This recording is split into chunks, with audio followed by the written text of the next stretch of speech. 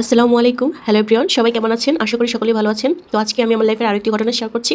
তো এটা হচ্ছে আমার যখন সেকেন্ড বেবি হওয়ার সময় যখন আমার সিজার করা হয়, তখন তখনকার ঘটনা। তো সিজার করার 2 দিন পরে তো আমি বাসায় চলে আসলাম। বাসায় আসার পর তো সিজার করার আম্মুর তো বেশি খাওয়া দাওয়া প্রয়োজন হয়, পুষ্টিকর মাছ, মাংস আর বিশেষ করে ভিটামিন সি, মাল্টা, কমলা, লেবু এগুলো তো অবশ্যই তাকে খেতে দিতে হবে। তো আমার আম্মু হচ্ছে আমাকে দেখতে আসছিল হসপিটাল থেকে, বাসায় এনে দিয়ে গেছে। তো আম্মুরা হচ্ছে যাওয়ার সময় আমাকে অনেক ফল ফ্রুটস তারপর মাছ মাংস কিনে দিয়ে গেছে। তো ওইটা কয়দিন খাইছি, খাওয়ার পরে শেষ হয়ে গেছে। তো এবার আমার হাজব্যান্ডকে বলতেছি যে আমার তো আসলে ভিটামিন সি খেতে হবে আর মাছ মাংস এগুলো খেতে হবে। তো সে বলতেছে যে আমার তো এত কিছু কেনার অ্যাবিলিটি নাই, তোমার বাবা মাকে বলো কিনে দিয়ে যাওয়ার জন্য।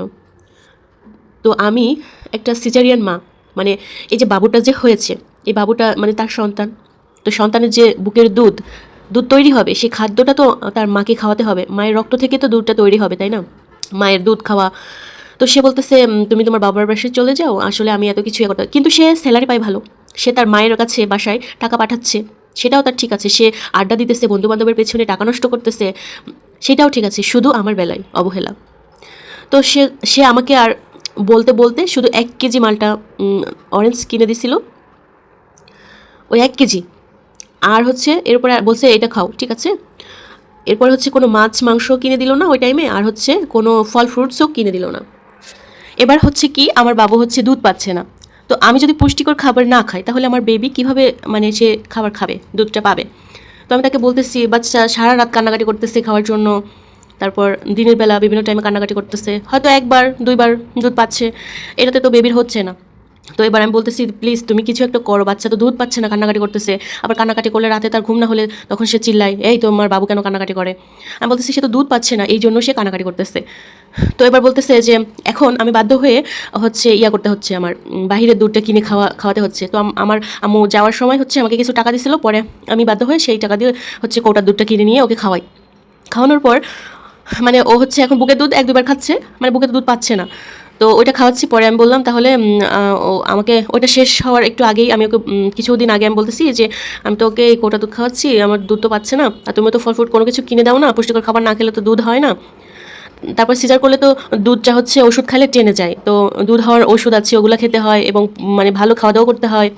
বিশেষ করে সবজির মধ্যে লাউ, তারপর যে সব খাবারগুলোতে হচ্ছে দুধ আসে, শরীরে রক্ত হয়, এই টাইপের খাবারগুলো খেতে হয়।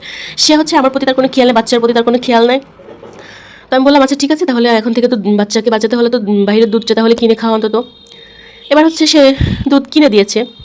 তো এবার বলতেছে মানুষের হচ্ছে দুধ হয়, তোমার দুধ হয় না। আমি বলতেছি যে এটা কেমনে তুমি বলতে পারলা? তুমি আমাকে পুষ্টিকর খাবার খাওয়াইতা। আমার বড় বেবিটা যে হয়েছে ওর সময় তো আমি কিছুই খাইনি, ওর সময় তো মাশাল্লাহ আল্লাহ দুধ দিছে, ও খাইছে।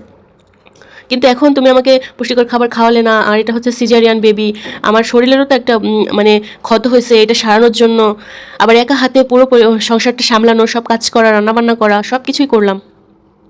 তো বলতেছে দুধ আনে আর বলে যে এত টাকা দিয়ে কি দুধ আনা সম্ভব? মানুষ ডাল দিয়ে ভাত খায় আর বুকে দুধ খেয়ে বাচ্চা মানুষ হচ্ছে।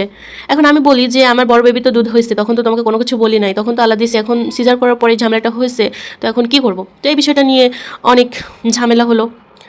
তো বাবুটা হচ্ছে এভাবেই কোটার দুধটা খাইলো আর কি। তো আমার প্রথম বাবুটা যখন হয়েছিল তখন আমার আম্মু তো প্রথম আসছে, আসার পরে কিছুদিন ছিল, 10-12 দিনের মতো। এরপরে তো আমার শ্বশুর শাশুড়ি আর ননদ আসছিল।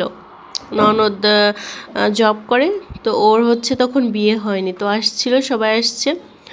তো একটা মা যখন বেবি জন্ম দেয়, একটা মেয়ে যখন একটা বাবুকে জন্ম দেয়, যখন সে মা হয়, তখন বাচ্চা জন্ম দেওয়ার পর তার কিন্তু প্রচুর হচ্ছে খিদা লাগে। মানে বাচ্চা যে দুধ খায়, তো সেই পুষ্টিটা তো তাকে তৈরি করতে হবে খাবারের মাধ্যম থেকে, শরীরে রক্ত তৈরি করতে হবে। তো তখন আমার মনে আছে, তো আমি গোসল করে আসছি দুপুর টাইমে, আমার অনেক ক্ষুধা লাগছে। তো আমার শাশুড়ি যে কদিন আসছে, তো সে হচ্ছে সবাইকে ভাত টাত উঠায়ে দিত। মানে আমার শ্বশুরবাড়ির নিয়ম হচ্ছে সবাইকে হচ্ছে ভাত উঠায়ে দিবে আমার শাশুড়ি, সবাই যখন একসঙ্গে থাকবে, আমার শাশুড়ি যেখানে থাকবে সে আর কি সবাইকে ভাত দিবে। তো আমাকে ভাত দিছে, তো ছোট একটা বাটির মতো ছিল।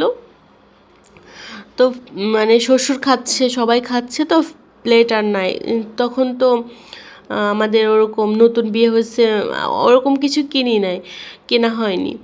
তো ওই বাটিটাতে খাচ্ছি, তো আমার ননদ বলতেছে যে একটু বেশি করে দাও, এত খাইতে পারে মানুষ, মানুষ এত খায়, এরকম বলছে। তো আমার তো ক্ষুধা লাগছে, আমার তো ওটা শোনার সময় নেই।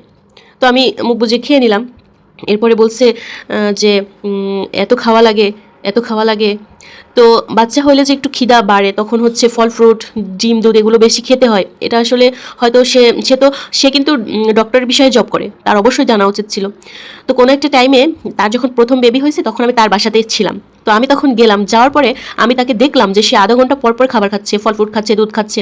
তো তখন আমার মনে হলো যে এই মানুষটাই একদিন আমাকে বলছিল যে এত খাওয়া লাগে মানুষের, শুধু কি খাওয়াই শিখছে, মানে খাওয়া নিয়ে যত কথা থাকে সব বলছে। তখন আমার মনে হচ্ছিল যে সে তো আধা ঘন্টা পর পর খাচ্ছে, আর আমি তো আধা ঘন্টা পর পর খাইনি, আমি দুপুরের খাবারটা মানে খাচ্ছিলাম। তো তখন সে আমাকে কত কথা শোনাইছে। হ্যাঁ, তো তখন ওই দুপুর টাইমে যখন আমি খাচ্ছিলাম, তো আমার শ্বশুর বলতেছিল, সেও খাচ্ছিল, তো সে বলতেছিল যে বোমাকে একটু সবজি দাও, তার হচ্ছে এখন সবজি টবজি এগুলো বেশি করে খাওয়া দরকার। সে হচ্ছে এক টুকরো করে দিচ্ছে সবজি দিয়ে, বলতেছে হ্যাঁ দিছি তো অনেক দিছি তো। তো এগুলা হচ্ছে মানে কিছু শাশুড়ির চরিত্র আসলে। তো আমরাও একদিন শাশুড়ি হব, জানি না আমরা এই ব্যবহারটা করতে পারবো কি না। আশা করি এই ধরনের ব্যবহার করে একটা মানুষকে কষ্ট দিতে চাই না। তো আমার ননদরা যখন ওই বেবি হলে আসছিল, তখন হচ্ছে আমার ননদ দুপুর টাইমে খাইছে, এবার বিকাল টাইমে হচ্ছে সে খাচ্ছে সে খাচ্ছে অথচ আমাকে কিন্তু সে খাইতে বলে না, আমার শাশুড়ি। আমার আত্মীয় স্বজনরা আসছিল, তো ওরা হচ্ছে অনেক খাবার দাবার ফল ফ্রুট নিয়ে আসছে, ওইগুলাই ওইগুলাই ওগুলো আমার আত্মীয় স্বজনরা আনছে। তাহলে ওই খাবারগুলো তোমার মেয়েকে তুমি খাও ঠিক আছে, কিন্তু আমাকে তো তুমি একটাবার খাইতে বলবা। মিষ্টি নিয়ে আসছে, অনেক খাবার দাবার ফল ফ্রুট নিয়ে আসছে। তো ওই খাবার দাবারগুলো সে তার আমার ননদকে খাওয়াচ্ছে। তাহলে আমি যে বৌমা, আমি যে একটা বাচ্চাকে দুধ খাওয়াই, আমার যে পুষ্টিকর খাওয়ার দরকার, তো আমার শাশুড়ি আমাকে একবারের জন্য খাইতে বলে না। তো শাশুড়ি তখন প্রথম প্রথম একটু লজ্জা পাইতাম, নিজে নিয়ে খাবো এটা হচ্ছে আমি পারতাম না। তো আমি দেখতেছি যে আমার ননদ খাচ্ছে, বারবার সে ঘুরতেছে খাচ্ছে, অথচ আমাকে বলে না, আর আমি যে নিয়ে খাবো সেটাও আমি পারতেছি না প্রথম প্রথম। আর শাশুড়ি কি বলবে এই জন্য। কিন্তু এগুলো তার ছেলেও কিনে নেয়, সেও কিনে নেয়, এগুলো হচ্ছে আমার আত্মীয় আসছে আমাকে দেখার জন্য, তারা নিয়ে আসছে। তো এভাবে করেও আমার দিনটা গেছে। তো আমার আত্মীয় স্বজনরা ওই যখন আমাকে আমার বড় বাবুকে দেখতে আসছিল, তখন তাদেরকে আপ্যায়ন করতে হবে। আমি তো হচ্ছে আমার বেবি হয়েছে 20 দিন হবে, তো আমি তো ওইভাবে হাঁটাহাঁটি করতে পারতেছি না, মানে আস্তে আস্তে। ওরা হচ্ছে আসার 20 মিনিট আগে ফোন দিয়ে বলছে যে আমরা একটু আসতেছি, আমরা বাবুকে দেখবো, মানে ওরা হচ্ছে কোনো আয়োজন করতে দিতে চায় না, আমাদের কোনো ঝামেলা করতে দেবে না।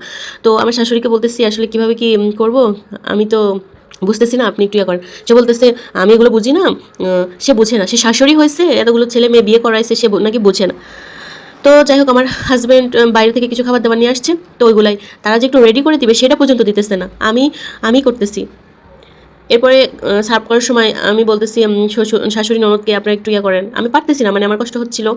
তো তার হচ্ছে বলতেছে না আমি পারবো না, তুমিই করো। তো যাই হোক, আমি করে ওইভাবে করে খাওয়া দিলাম। আসলে যত্নটা অনেক সুন্দর হয়নি, মোটেই সুন্দর হয়নি। কিন্তু তার যে জিনিসগুলো দিয়ে গেছে এগুলো তো তোমরা হচ্ছে ঠিক মতোই খাইতে পারছো, কিন্তু তাদের যে একটু যত্ন করতে হয় এটা তুমি করোনি কেন? মানুষ এমন হয় কেন? সেটা তো আমি আজও পর্যন্ত আমার হচ্ছে কাজ করে না মাথায়, যে মানুষ মানুষ কেন এমন করে। আরেকবার হচ্ছে কি, আমার ননদের যখন বিয়ে হয় তখন হচ্ছে আমার মামা, আমার ছোটো ভাইয়া হচ্ছে আমার মামাতো বোন আমার শ্বশুর বাসায় গেছে। যাওয়ার পরে ওদের বিয়ে হয়েছে, অনেক বড় অনুষ্ঠান। তো আমার আত্মীয় স্বজন ওরা গেল, যাওয়ার পরে হচ্ছে আমার শাশুড়ি আমার হচ্ছে আত্মীয় স্বজনকে তো আপ্যায়ন করেই নাই। আর আমি হচ্ছে আমাদের গ্রামের বাসায় বিয়েটা হয়েছিল, তো আমি তো ওইখানে থাকি না ওইখানে, আর ওদের কালচারটাও আমি অত ভালো বুঝি না। আর ওখানে তো অনেক মানুষ, রান্না বান্না তো তারাই করতেছে, মানে আমি কোথা থেকে কী এনে তাদেরকে খাওয়াবো, কী করবো, মানে খাবার খেতে দিবে আমার শাশুড়ি কিছুই জানেন। অথচ সে তার ছোট বোন, তার বোন আছে অনেকগুলা, তার হচ্ছে ভাইয়ের আত্মীয় স্বজন, তাদেরকে এক রুমের মধ্যে নিয়ে মানে সুন্দর মতো খাওয়াচ্ছে। তাহলে তার ছেলের শ্বশুরবাড়ি থেকে যে কেউ আসছে তাকেও যে আপ্যায়ন করতে হয়, এই জিনিসটা তারা কেন বোঝে না? মানে এই অন্যায়গুলো কেন করে মানুষ? আল্লাহ হাফেজ।